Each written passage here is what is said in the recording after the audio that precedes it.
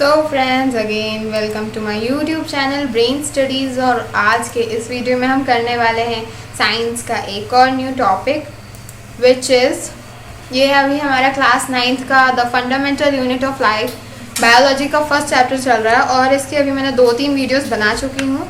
और अगर आपको उन वीडियो से रिलेटेड कोई डाउट है तो आप उनके कमेंट बॉक्स में मुझे डाउट्स आप लिख के भेज सकते हैं so that I can give you reply back. Okay, so in this chapter we are going to learn. हमने अभी तक 2 हमारी वीडियोस हो चुकी हैं, introduction and classification on different basis. और फिर अब है हमारा अबाउट डिफरेंट ऑर्गेनेलीज। ये बहुत इंपॉर्टेंट टॉपिक है और इसी से रिलेटेड ढेर सारे क्वेश्चन बनते हैं। इनफैक्ट MCQs में भी 2 मार्क्स, 1 मार्क्स, 3 मार्क्स, 5 मार्क्स, इन सभी में इसका क्या बोलना चाहिए, थोड़ा थोड़ा कंट्रीब्यूशन होता है इस मेन टॉपिक का। ओके, सो इस तो मैंने क्या सोचा, ये वाला जो टॉपिक है ना ये बहुत बड़ा है, बहुत ह्यूज है ये टॉपिक। तो मैंने सोचा कि इसके 1-2 वीडियोज़ में से फुल कंप्लीट कर दूंगी। तो इसका अभी मैं पार्ट 1 और पार्ट 2 बनाऊंगी। अभी ये पार्ट 1 है, पार्ट 2 मैं जल्दी ही बना दूंगी 2-3 दिन में। सो अभी हम पार्ट 1 इसका करते हैं। तो हमारा है cell organelles, animal cell versus plant cell. Okay, so ये है हमारा प्लांट सेल और ये हमारा एनिमल सेल और ये हमारा प्लांट सेल। ओके, सो ये सेल्स बहुत ही छोटे होते हैं और हमने इनके माइक्रोस्कोप से, ढेर सारे साइंटिस्ट ने माइक्रोस्कोप से ऑब्जर्व किया और हमारे पास कई सारे इनकी ऑर्गेनेलीज आई। ऑर्गेनेलीज हम ये कह सकते हैं, ऑर्गेनेलीज किससे बना है, ऑर्गन से। तो ऑर्गन्स, सेल के जो ऑर्गन्स हैं उन्हें हम सेल लैंग्वेज में क्या बोलते हैं, ऑर्गेनेलीज। सो हम उन सभी ऑर्गेनेलीज के क्या बोलना चाहिए, फंक्शंस, उन सब की प्रॉपर्टीज़ हम इस वीडियोस में 2-3 वीडियो में हम पूरे कंप्लीट कर देंगे। ये भी फर्स्ट वीडियो है। सो अभी हम बात करेंगे साइटोप्लाज्म। बाहर से हम अंदर आने पहले हम मेन चीज़ें करेंगे, फिर ढेर सारी चीज़ें जैसे बाकी की माइक्रोकॉन्ड्रियन, DNA, endoplasmic reticulum, lysosome, ribosomes and Golgi apparatus। इन दोनों में ना बस 3 चीज़ें अनकॉमन है, वो भी मैं आपको बताऊंगी, बाकी सब कुछ सेम ही रहता है। ओके, सो हमारा फर्स्ट है प्लाज्मा मेम्ब्रेन और cell membrane. So plasma membrane क्या होता है, प्लाज्मा मेम्ब्रेन होता है हमारा मेम्ब्रेन, प्लाज्मा मेम्ब्रेन होता है ये बाहर का आउटर शेल होता है हमारा मेम्ब्रेन। ओके, जिसे हम सेल मेम्ब्रेन कहते हैं। सेल्स में होता है ये सेल मेम्ब्रेन और इसमें भी हमारे पास प्लांट सेल में भी होता है हमारे पास सेल मेम्ब्रेन जो आउटर कवर होता है।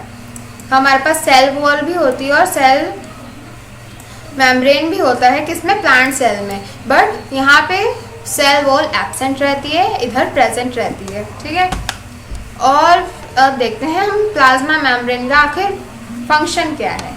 सो this is the outermost covering of the cell that separates the content of the cell from its external environment।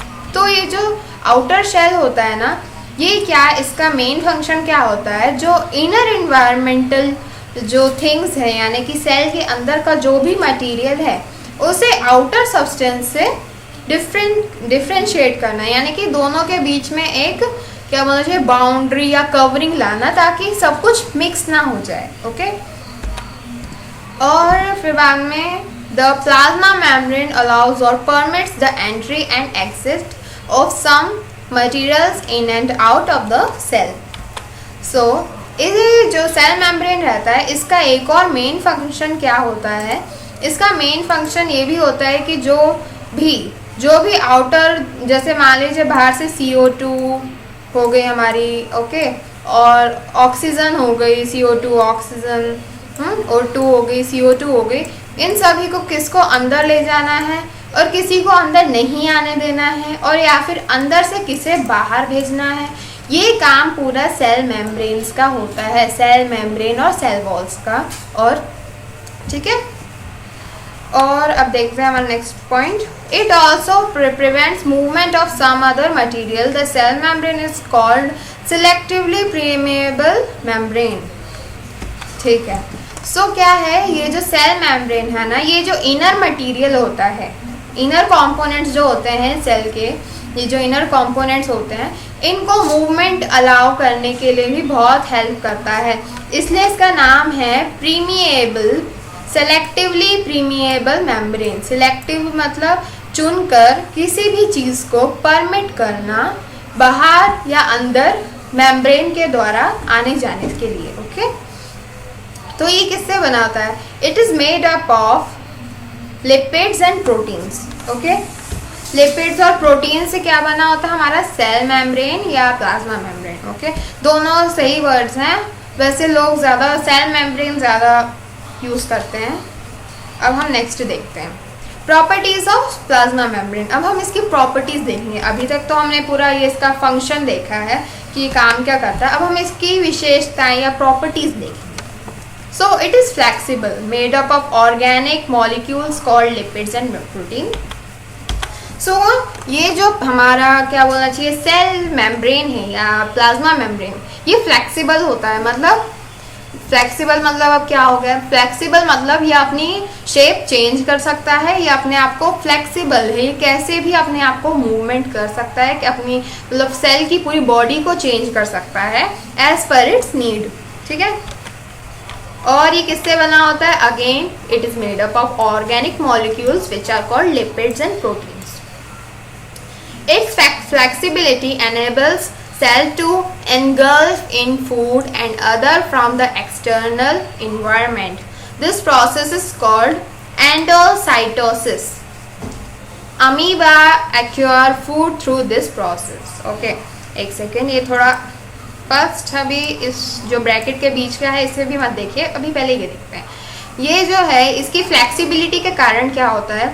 जो सेल के अंदर का जो फूड है, मतलब फूड इन सेंस जो भी प्रोटीन्स, कार्बोहाइड्रेट्स या जो भी न्यूट्रिएंट्स और जो भी डिफरेंट टाइप्स के क्या बोलना चाहिए कार्बोहाइड्रेट्स होते हैं जो सेल यूज़ करता है, वो सभी को इनगल्फ यानी जोड़ के रखता है और उसे एक्सटर्नल इन्वायरमेंट से भी बचाता है। अब ये देखते हैं जो ब्रैकेट के अंदर है। This process is called endocytosis. ये जो प्रोसेस है ना, मतलब मतलब कि खाना बाहर जो है, बाहर जो भी कंपोनेंट्स है जैसे CO2 हो गया, H2O, हीलियम, जो भी गैसेस हैं या फिर जो भी न्यूट्रिशंस हैं, उन सभी न्यूट्रिशंस को अंदर टेक इन करने के लिए जो भी क्या बोलना चाहिए प्रोसेस होती है, मेम्ब्रेन यही करता है ना, चीज़ों को अंदर या बाहर लाने से परमिशन या अनपरमिट करता है। तो इसकी हेल्प से क्या होता है, अमीबा भी एक सेल, आप सेल ऑर्गेनिज्म कह सकते हैं क्योंकि वो सिंगल सेल में ढेर सारी चीज़ें करता है। इससे क्या होता है, सेल मेम्ब्रेन जो अमीबा का होता है वो उसे खाना ढूंढने में हेल्प करता है। क्या बोलना चाहिए, एक तरह से उसको खाना गेन करने में, टेक इन करने में सेल मेम्ब्रेन का भी बहुत बड़ा हाथ है और इस प्रोसेस को कहा जाता है endocytosis.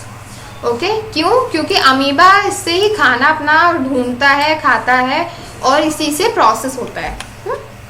So function of plasma membrane अब और थोड़े हैं। अब अगर है क्वेश्चन पूछा जाए what are the function of plasma membrane, तो आप जो मैंने फर्स्ट स्लाइड में दिया उतना बड़ा अगर आपको नहीं लिखना है तो आप ये 2 पॉइंट लिख सकते हैं, जो है it's permit the entry and exit of some materials in and out of the cell. So क्या है कि इट परमिट्स, ये जो भी मटेरियल आउटर या इनर कवरेज एरिया में है सेल के, उसे परमिशन देता है अंदर या बाहर आने की। Okay, it prevents movement of some other material not required for the cell as it's act like selectively permeable. Okay, और ये क्यों, और इसका एक और फंक्शन क्या है, ये जो भी बाहर जो भी मूवमेंट है मटेरियल का, अंदर का जो मूवमेंट है, उस मूवमेंट को आउटर डिस्ट्रैक्शन या बाहर की किसी भी रुकावट से बचाने के लिए ये चीज़ों को सिलेक्ट करके ही अंदर या बाहर भेजता है, इसलिए इसका नाम है सिलेक्टिवली प्रीमिएबल मेम्ब्रेन।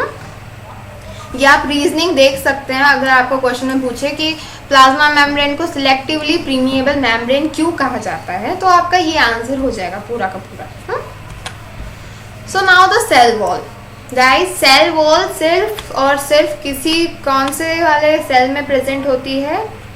सेल वॉल सिर्फ और सिर्फ हमारे प्लांट सेल में ही प्रेजेंट होती है। ओके, प्लांट सेल, ये जो प्लांट सेल कंपोनेंट्स है आप देख रहे हैं ना, प्लांट सेल जो स्क्वायर या रेक्टेंगुलर शेप में ही मोस्ट ऑफ द टाइम होता है, इसी में होती है। ओके, सेल वॉल सिर्फ और सिर्फ प्लांट सेल में प्रेजेंट होती है और ये इस एनिमल सेल में प्रेजेंट नहीं होती। ये इंपॉर्टेंट चीज़ है, डिफ्रेंशिएशन में आ सकता है क्वेश्चन आपका 3 मार्क्स के लिए, क्योंकि इसके 3 ही हैं डिफरेंस। वो अब मैं एक एक करके आप बताऊंगी और उसका लास्ट में आपको टेबल भी बता दूंगी। So cell wall is another rigid outer covering in addition to the plasma membrane found in the plant cell. Okay, cell wall एक और आउटर कवरेज देता है किसको, सेल मेम्ब्रेन या प्लाज्मा मेम्ब्रेन को, और प्रोटेक्शन के लिए। ठीक है, ये बहुत ही रिजिड होता है और इसके अपने ही कुछ क्या बोलना चाहिए प्रॉपर्टीज हैं। सो द सेल वॉल, ये होती है cell wall. The plant cell wall is mainly composed of cellulose, ये सेल्यूलोज से बनी होती है। सेल्यूल एक टाइप का प्रोटीन कह लीजिए या ग्लूकोज होता है। Cellulose is a complex substance which provide structural. Cellulose क्या होता है, इससे जो सेल वॉल का स्ट्रक्चर है ना वो अच्छे से मेंटेन रहता है, क्योंकि आपने कभी भी प्लांट देखा होगा, प्लांट सेल देखा होगा, तो उसका जो मेन सेल का जो मेन शेप रहता है वो रेक्टेंगुलर या स्क्वायर शेप ही होता है। ये उस स्क्वायर शेप को क्या बोलते हैं, रिजिड, उसको परमानेंट रखने के लिए सेल्यूलोज एक बहुत अच्छा कॉम्प्लेक्स सब्सटेंस माना जाता है। So now what are the functions of cell wall. इसके भी कुछ कुछ फंक्शन सेल मेम्ब्रेन से मिलते जुलते हैं। Okay, cell walls permit the cell of the plant, fungi and bacteria to withstand very dilute hypotonic external media. Cell wall क्या करती है, सेल वॉल उसी मतलब सेल मेम्ब्रेन की तरह ही होती है। वो cells of plants, fungi, bacteria को क्या करती है, प्रोटेक्ट करती है इनर सेल मटेरियल से, वो भी किसके साथ, हाइपोटोनिक एक्सटर्नल मीडिया से। हाइपोटोनिक यानी जिसमें क्या बोलना चाहिए, सॉल्यूट ज़्यादा होता है, वो हाइपोटोनिक होता है, तो उससे इसको अंदर इनर मटेरियल को प्रोटेक्ट करती है। In such media the cells tend to take up water by osmosis. The cells व्हील्स building up pressure against the cell wall. The walls exert an equal pressure against the swollen cell. तो इससे क्या होता है, ये ना एक type का मीडिया या कम्युनिकेशन आप कह सकते हैं। इसमें क्या होता है कि जो सेल के अंदर का जो मटेरियल होता है ना, सेल वॉल क्या करती है एक्चुअली, सेल वॉल करता है कि जो इनर मटेरियल होता है, इनर मटेरियल में अगर वो क्या करता है, अगर किसी बाहर से किसी चीज़ को अंदर एंटर करवाना है, मान लीजिए सेल है आपका, अब यहाँ से किसी एक अंदर चीज़ को बाहर से किसी चीज़ को अंदर आना है, तो ये क्या करेगा, अंदर जो सॉल्यूशन होगा यानी कि अंदर का जो साइटोप्लाज्म होगा उसे कम कर देगा या फिर क्या बोलना चाहिए, लिक्विडिटी उसकी थोड़ी कम कर देगा। तो क्या होगा, जो आउटर मटेरियल होगा जैसे O2 हो गया, तो उसे अंदर एंट्री होने के लिए जगह मिल जाती है। और अगर इसको कोई अंदर से बाहर मटेरियल भेजना है ना, अंदर से कोई बाहर मटेरियल भेजना है, तो ये क्या करेगा, अब अपने आप को स्विल कर देगा, मतलब अपने आप को बड़ा कर देगा, अपना साइज थोड़ा बड़ा कर लेगा और फिर बाद में वो अंदर से मटेरियल बाहर भेजेगा। ये सब प्रेशर है, ये प्रेशर एक्सर्ट करने से क्या होता है, सेल के अंदर का अगर प्रेशर एक्सर्ट होगा तो फिर बाद में बाहर मटेरियल जाएगा, और अगर प्रेशर को बढ़ाएंगे अंदर तो मटेरियल अंदर आएगा। ठीक है, because of cell wall cells can withstand much greater changes in surrounding medium than animal cell. इससे क्या होता है कि सेल वॉल से सेल को एक और बेनिफिट्स क्या है कि सेल जो है ना वो और भी अपने अंदर चेंजेस ला सकता है, जबकि एनिमल सेल में चेंजेस नहीं होते, क्योंकि हर चीज़ को उसके हिसाब से ही फंक्शनल बनाया जाता है। देखिए, अब एनिमल इधर से उधर मूव कर सकते हैं, पर प्लांट एक ही जगह रहता है, उसे अपनी जगह पे खाना ढूंढना पड़ता है, उसे अपनी जगह पे रह के सभी चीज़ों को सहना पड़ता है।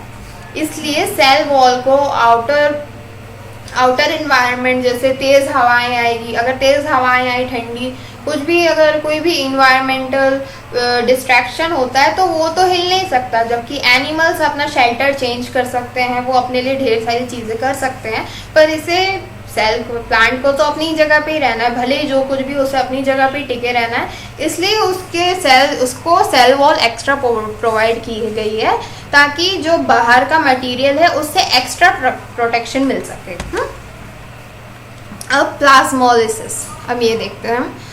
When a living plant cell loses water through osmosis, there is shrinkage or contraction of the contents of the cell away from the cell wall.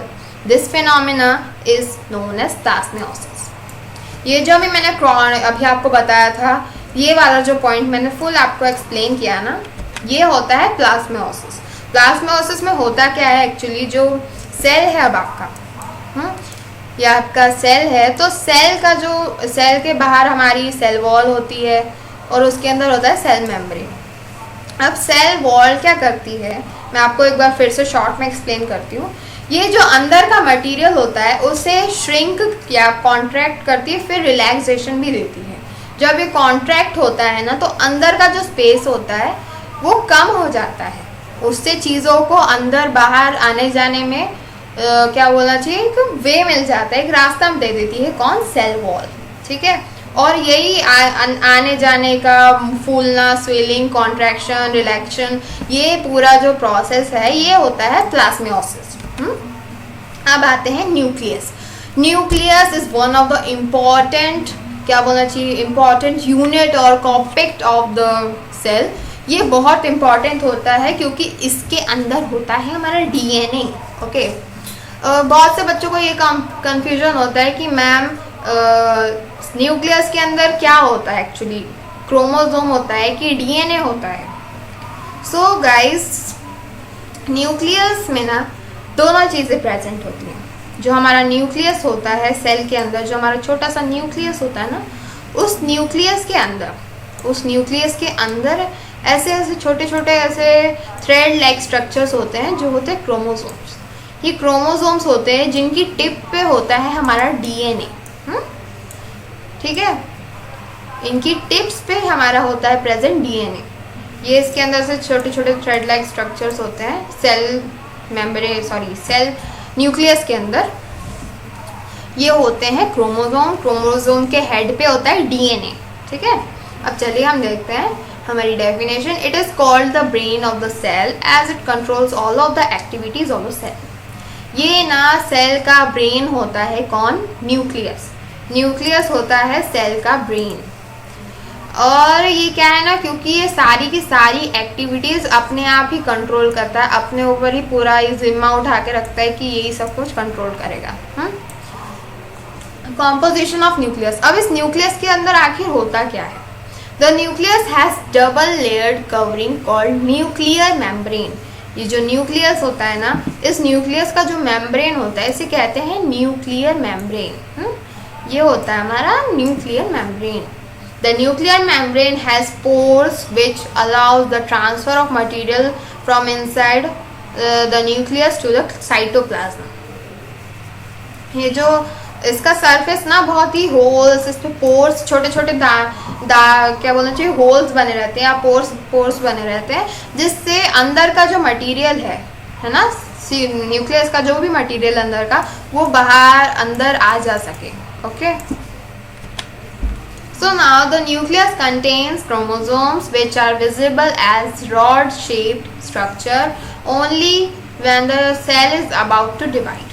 Okay, so जो क्रोमोसोम होता है ना, ये अभी मैंने आपको बताया, ये सेल ये रॉड्स की तरह होते हैं, लंबे लंबे पतले पतले से धागे टाइप।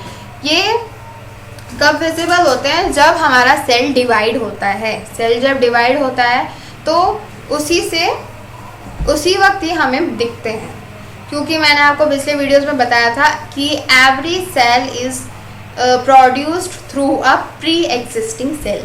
ये वही होता है। जब ये दो सेल एक दूसरे को डिवाइड करते हैं, ये मैं आपको अपने आगे वाले वीडियोस में बताऊंगी कि कैसे डिवीजन होता है, तो तभी ये हमें क्रोमोसोम देखने को मिलता है। So what are the functions of chromosome. So chromosomes contain information of inheritance of the feature from parents to the next generation in the form of DNA.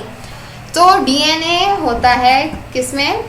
Chromosomes में. क्रोमोसोम्स में DNA होता है जिसकी help से हम ये पता लगा सकते हैं कि इस बच्चे के पेरेंट्स कौन थे, फिर उन पेरेंट्स के पेरेंट्स कौन थे, मतलब कि उनके जो भी कॉम्प्लेक्स होते हैं ना, जो भी उनके फीचर्स होते हैं, वो सभी इस डीएनए में हमारे प्रेजेंट होते हैं. डीएनए की full form deoxy nucleic acid.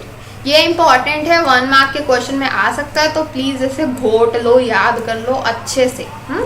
इसे याद कर लो. DNA means deoxy nucleic acid. ये बहुत इंपॉर्टेंट है.